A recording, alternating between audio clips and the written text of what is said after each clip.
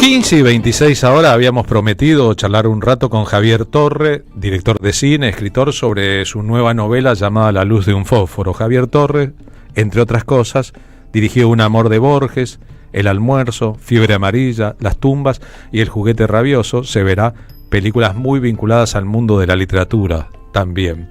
En una novela anterior, cuando esa novela fue publicada, estuvo aquí charlando con nosotros, llamada La Gloria. Bueno, cuenta una etapa gloriosa de la carrera de su padre, cineasta, el gran Leopoldo Torre Nilsson, el triunfo en el Festival de Cannes, su etapa europea, el momento en que el cine argentino de los años 60 llegaba a una coronación.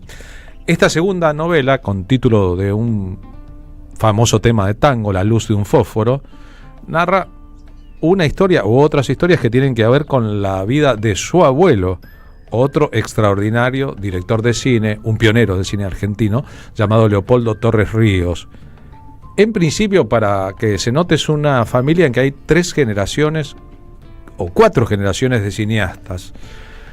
Pero el asunto es un escritor que vuelve sobre los temas familiares y la mirada no siempre es muy benévola sobre su propia familia, o al menos así me parece a mí. Javier Torre, Carlos Polimeni, ¿cómo va? Buenas tardes.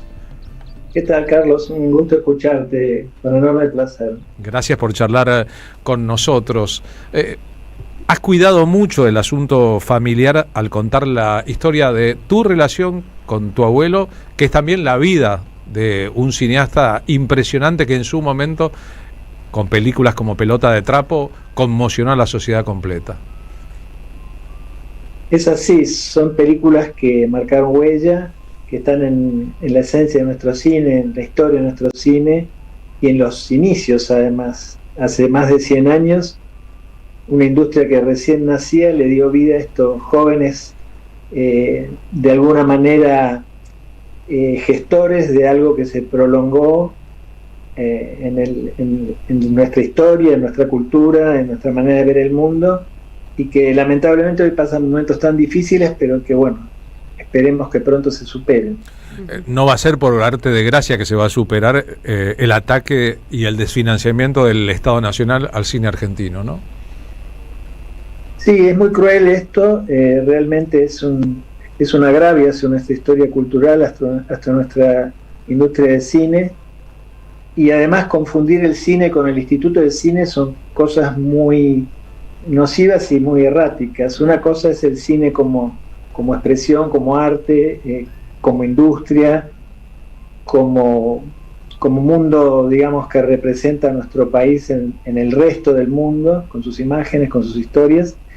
Y otra cosa es confundirlo con el Inca, que el Inca, digamos, tiene su historia, pero no es el cine, verdaderamente. Son dos cosas muy diferentes y que este gobierno confunde. Javier, te las arreglás para contar un montón de cosas sobre tu abuelo, basado siempre en un punto de vista de un niño que vos eras, el niño de 6, 7, 8 años, que eras un chico solo, que se sentía abandonado por su padre, que vivía con su hermano menor y su madre en condiciones de tristeza y yo diría de pobreza económica. Bueno, en el cine la pobreza y la riqueza son gemelas. Digamos, se puede pasar por épocas de mucha pobreza y se puede pasar por épocas también de prosperidad. Nosotros éramos una familia muy peculiar. Mi padre vivía prácticamente en Europa, o iba y venía todo el tiempo, tenía una productora en Inglaterra, filmaba mucho allá. Y nosotros vivíamos acá en Olivos, un barrio modesto, pero digamos, todos esos avatares de ninguna manera nos alejaban de la curiosidad, de la fascinación y de la magia del cine. Estábamos siempre expectantes a las cartas que llegaban, a los comentarios, a ese mundo de genios, de actrices hermosísimas, de historias míticas, de festivales fastuosos. Todo eso nos impresionaba, pero nosotros vivíamos una vida de clase media, con todos los aditamentos que eso puede significar, pero que de ninguna manera nunca nos alejó de mi padre. Es decir, él siempre estuvo presente a través de la correspondencia, que en esa época, como vos sabés, tardaba en llegar, las cartas eran 20 días de espera, las llamadas de teléfono eran casi inaccesibles, y los avatares económicos eran así. Por momentos éramos pobres y por momentos estábamos un poco mejor.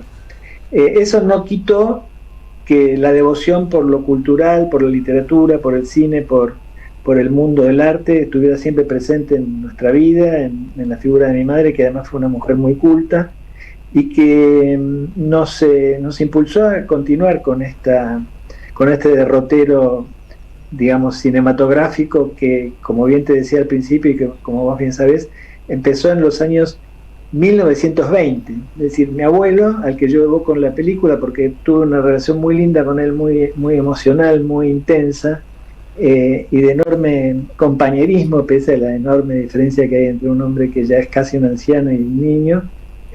En el año 1920, como guionista, hace su primera película cuando tenía 21 años. Y vivía en una pensión en Barracas.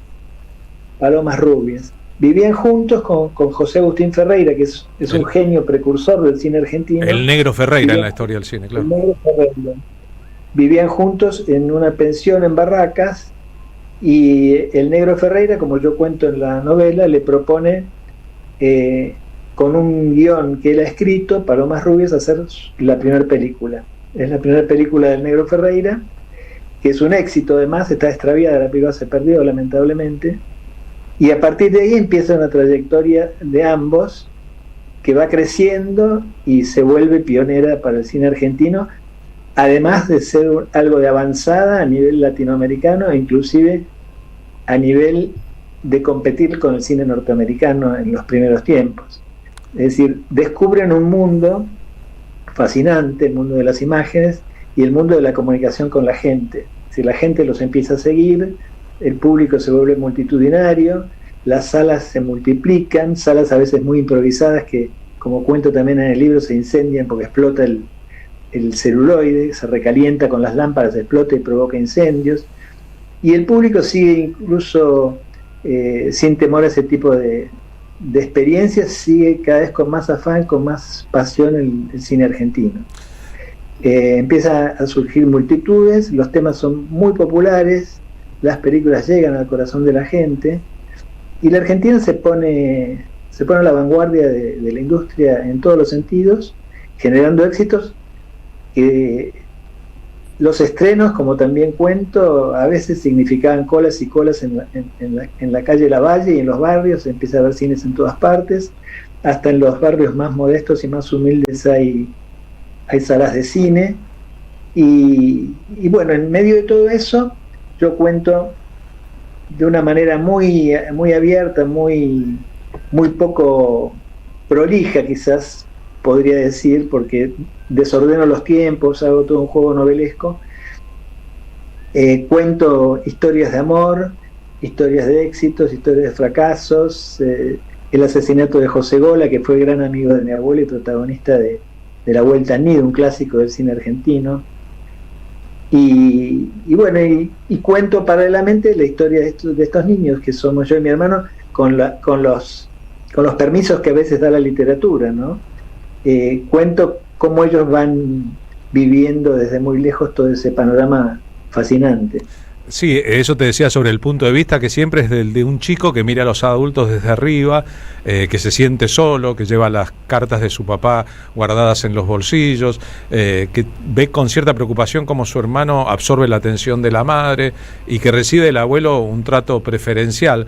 Te las arreglás también para contar, sin dar nombres, romances de tu abuelo, que estaba casado con actrices famosas de la época, dándole a este asunto un giro de realidad también. No solamente es la biografía de un grande de la historia, sino también de un ser humano. Estamos compartiendo fotos de tu abuela en el streaming de la radio, con sus historias. Bueno, que ese niño no era ningún tonto, era un niño muy avispado, muy vivo, mucho más vivo que yo, y ese niño va descubriendo detalles dentro y fuera de la familia, algunos muy comprometidos y muy comprometedores, y descubre que su abuelo tiene un romance con una actriz muy joven y muy hermosa, a la que incluso le presenta a él, se la presenta a su nieto, y bueno, lo cuento con mucha delicadeza porque no quise decir exactamente quién era, aunque está insinuado en está el sugerido libro. En el libro no dice, pero ¿quién era, Javier? No, no lo puedo decir, he jurado que me lo voy a llevar a la tumba. Fue una actriz muy famosa. Está mencionada en el libro, de todas maneras. No está mencionada con quién fue el romance, pero... Yo tuve la suerte de conocerla después de grande y de charlar con ella, y fue muy respetuosa, me preguntó cómo estaba mi familia, sabía todo. Pero sé que, porque me lo contó mi padre ya de muy grande, hubo un escándalo familiar, ¿no? Bien, el apellido artístico empieza con C.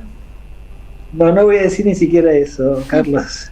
Ni siquiera eso. Porque a mí como lector, de verdad, son hechos que pasaron hace 70 años, ¿no? Sí, pero... Me faltó. Pero la verdad que como la literatura es un juego también, sí. Y la literatura es un mundo donde a veces la fantasía y la realidad se tocan y se rozan de una manera muy, muy singular y hasta... digamos que nos exige una delicadeza muy especial cuando son temas que han marcado tanto a familias enteras, ¿verdad? Entonces, prefiero que la gente sospeche lo que quiera, pero yo no lo voy a decir.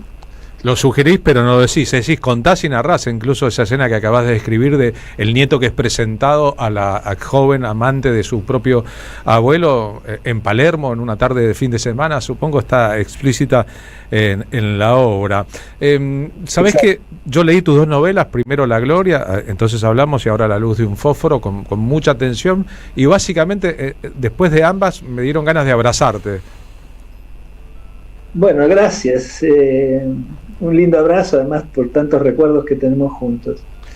Pero la novela tiene las dos novelas. En realidad, esta novela tendría que haber sido escrita antes que La Gloria, porque la precede históricamente. Es verdad. Y no son ajustes de cuentas, como uno podría suponer, sino tratar de narrar con perspectiva amorosa la historia de una familia con dos prohombres impresionantes en la historia del cine. Tal cual, que dejaron un legado maravilloso y que pasaron por todos los escalones de lo que es el cine, tanto en cuanto a la gloria como en cuanto a la tragedia, porque mi padre y mi abuelo fueron celebridades, como bien y tan afectuosamente vos señalás, pero que también sufrieron censura, sufrieron postergaciones, sufrieron persecuciones, sufrieron quebrantos económicos inmensos. Entonces, digamos, no solo fue alegría todo, fue un camino muy muy difícil, llevado con enorme entereza, un legado especialmente para hoy los más jóvenes que están en una situación tan compleja por lo que significa hoy día las dificultades para poder hacer una película, si es que pudieran hacerla. Es verdad, en el libro anterior, en La Gloria, contás las dificultades que en el colegio al que iban en Belgrano pasaron los hermanos Torre, vos y tu hermano, a raíz de que tu papá era una figura pública divorciada y en una era de muchísimo mayor peso de la Iglesia Católica sobre la vida pública. Ustedes eran los hijos de un divorciado famoso y eso no estaba bien en el colegio ni en la sociedad en que se movían.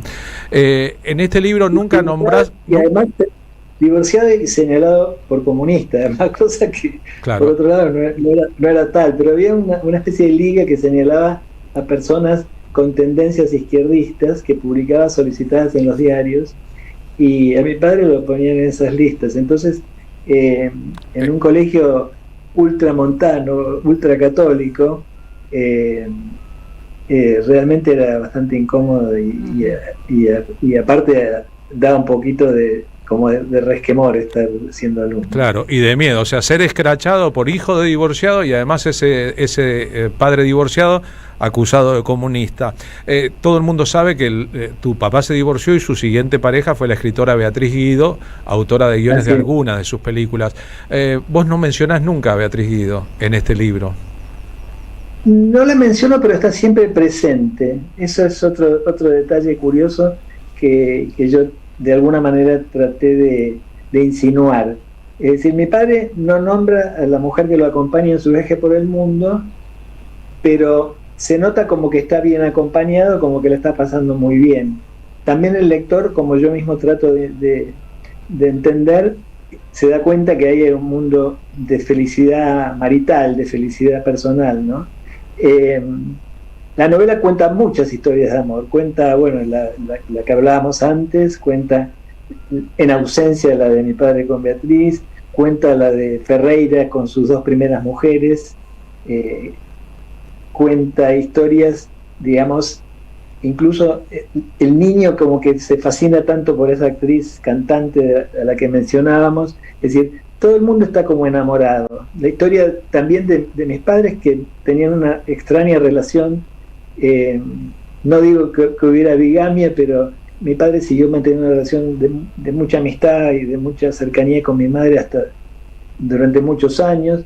Entonces son como muchas historias muy peculiares de amor que flotan en la novela. Eso lo quise también trabajar, y creo que la diferencia entre La Gloria y La luz de un fósforo es que novelísticamente esta novela, que es un poco más breve, está mucho más trabajada en ese sentido. Es una novela que tiene muchos indicios para ser cómplice del lector. La Gloria era más directa, era más intensa quizás en muchos sentidos, pero era más tradicional. Esta es una novela que puede ser novela, puede ser ensayo, puede ser historia del cine, puede ser un anecdotario y nada más, puede ser un libro de viajes. Es decir, está roto el esquema novelístico tradicional. Eso me gustó mucho hacerlo. Y hay cosas como que están en clave, digamos, para que el lector se quede elucubrando. Amo al lector que entre líneas se espía al jugular, escribió Miguel Abuelo. Quiero que cuentes, porque vamos a terminar esta conversación escuchando a Roberto Goyeneche cantarla, la historia de La luz de un fósforo, el hit del tango que da título a esta novela. Bueno, eso es maravilloso porque mi abuelo, Torres Ríos, hizo una película que se llamó La luz de un fósforo, y además yo lo pongo en la novela, lo pongo en sus momentos de angustia, cuando él se enferma y tiene un cáncer muy, muy fuerte que lo lleva a la muerte, él tararea ese tango.